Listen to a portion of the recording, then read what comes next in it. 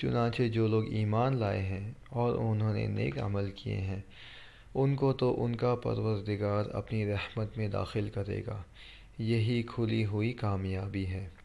رہے وہ لوگ جنہوں نے کفر اپنا لیا تھا، ان سے کہا جائے گا کہ بھلا کیا تمہارے سامنے میری آیتیں نہیں پڑھی جاتی تھیں، پھر بھی تم نے تکبر سے کام لیا اور مجرم بنے رہے۔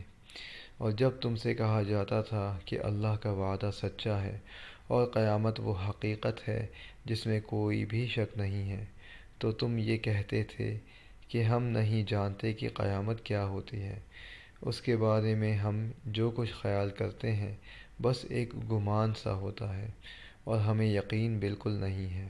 اور اس موقع پر انہوں نے جو اعمال کیے تھے ان کی برائیاں کھل کر ان کے سامنے آ جائیں گی، اور جس چیز کا وہ مذاق اڑاتے تھے وہی ان کو آ گھیرے گی۔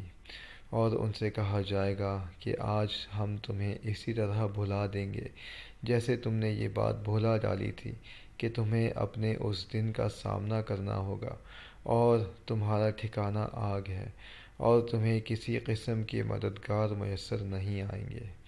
یہ سب اس لیے کہ تم نے اللہ کی آیتوں کو مذاق بنایا تھا اور دنیوی زندگی نے تمہیں دھوکے میں ڈال دیا تھا۔